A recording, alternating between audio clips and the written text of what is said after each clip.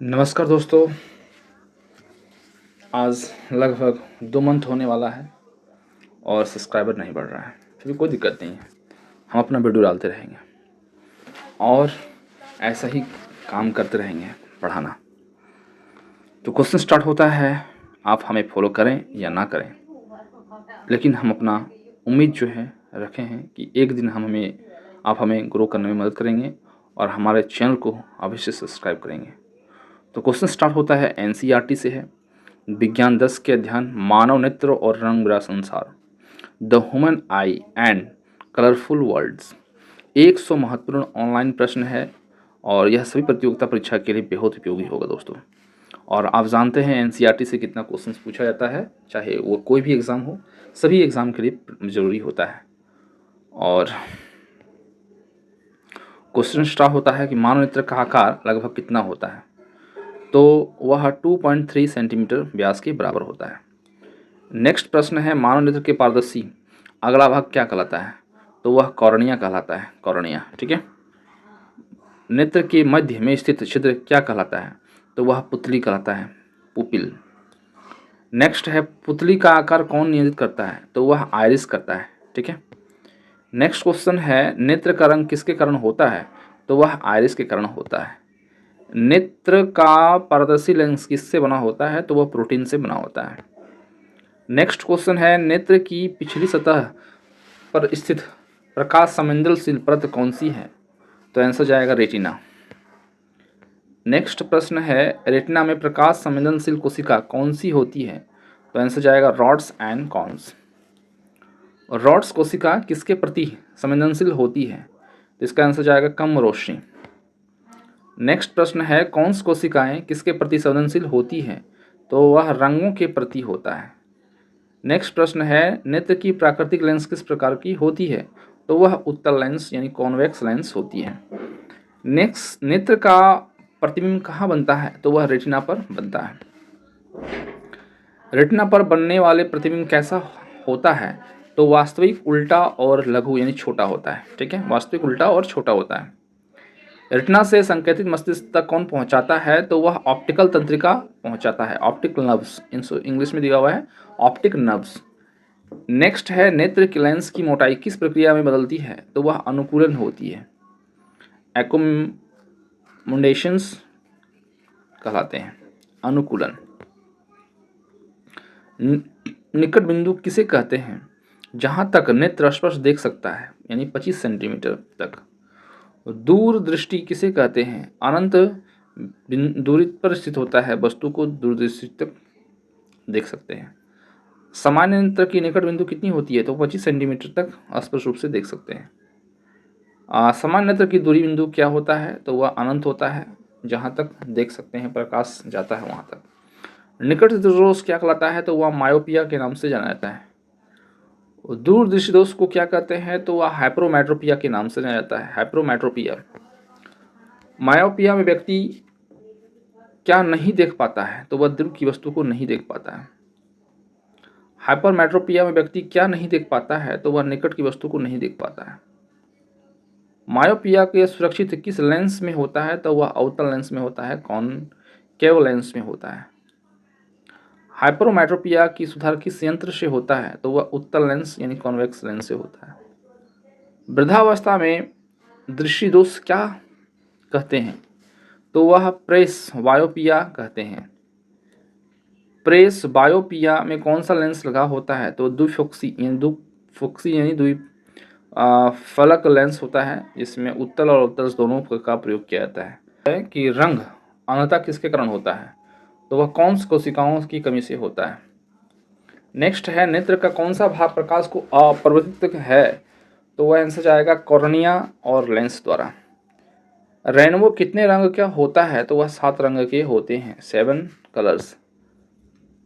सूर्य का श्वेत प्रकाश से किसके मिलकर बना होता है, तो वह 7 रंगों से मिलकर बना होता है।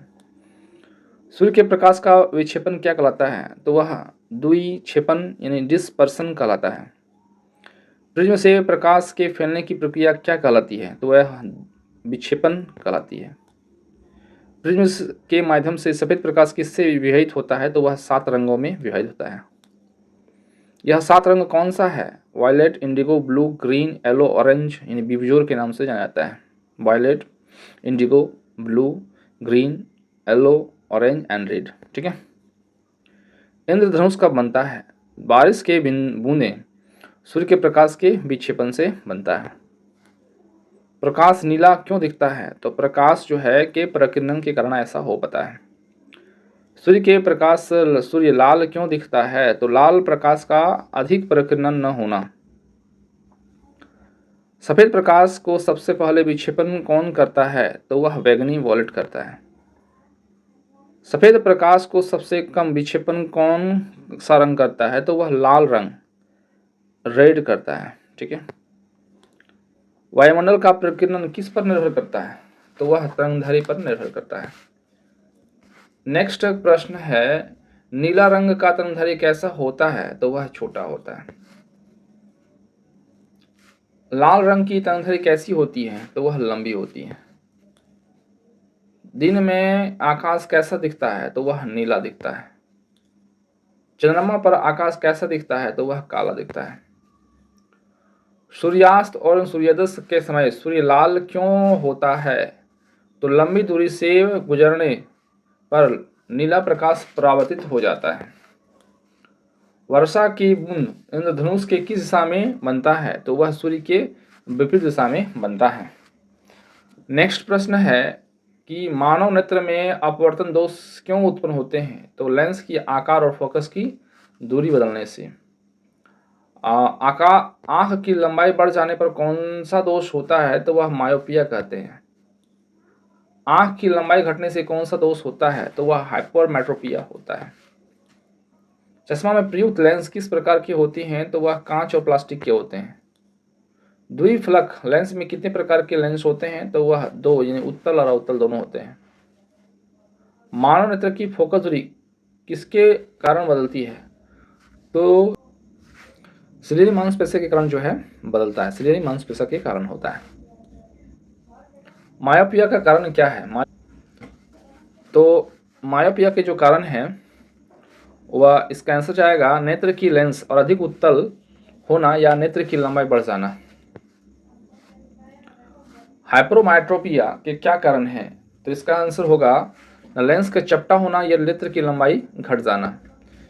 स्पेक्ट्रम क्या है? विभिन्न रंगों की समूह को स्पेक्ट्रम कहते हैं।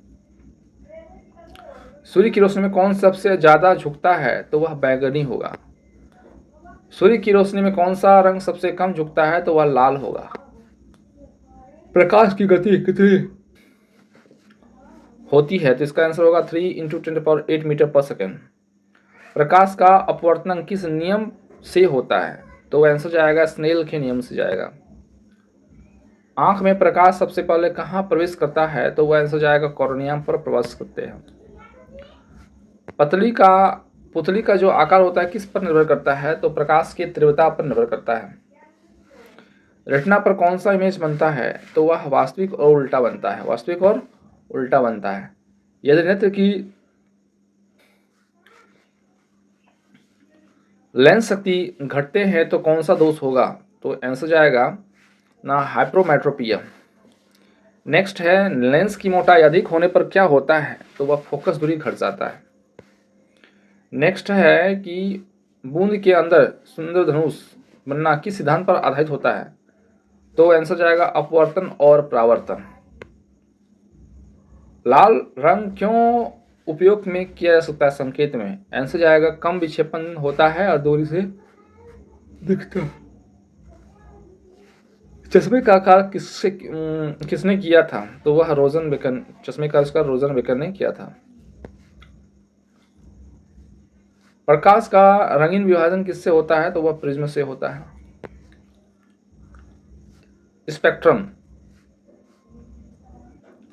स्पेक्ट्रम कितने रंग के होते हैं?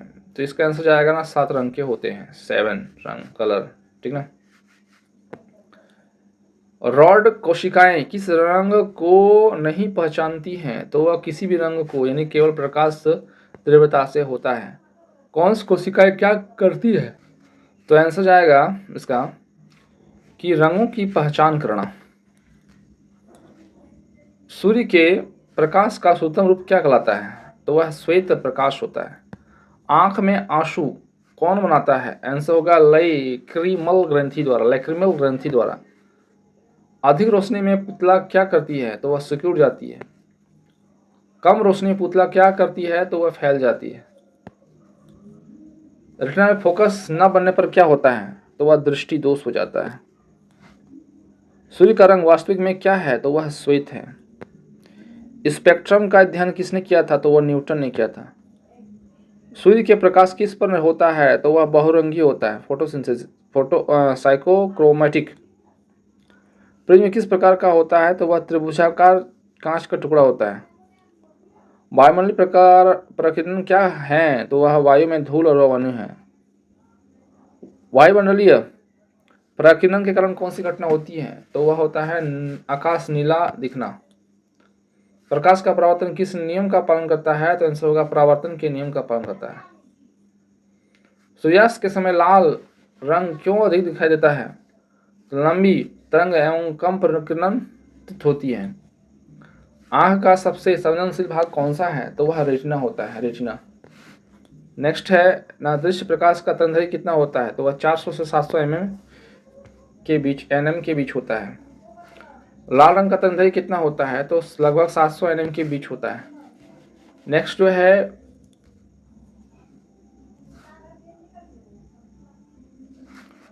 तो इसका आंसर जाएगा लगभग 400 एनएम के बीच।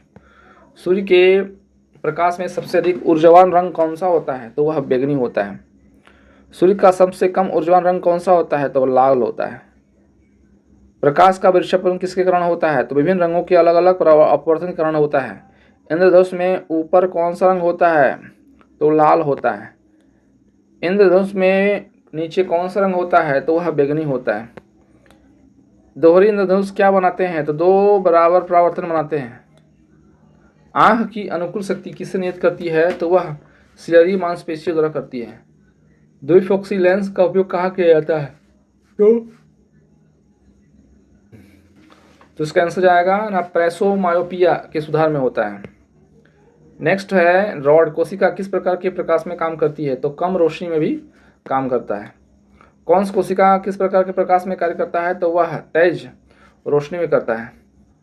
मानव नेत्र का क्या कार्य होता है? तो वस्तु को देखना एवं दृश्य संवेदन प्राप्त करना, ये मानव नेत्र का प्रमुख कार्य है। तो दोस्तों वीडियो कैसा लगा कमेंट करके बताइएगा। जय हिंद जय भारत एंड हमारे चैनल को सब्सक्राइब कीजिएगा। जय हिंद जय भारत, धन्यवाद।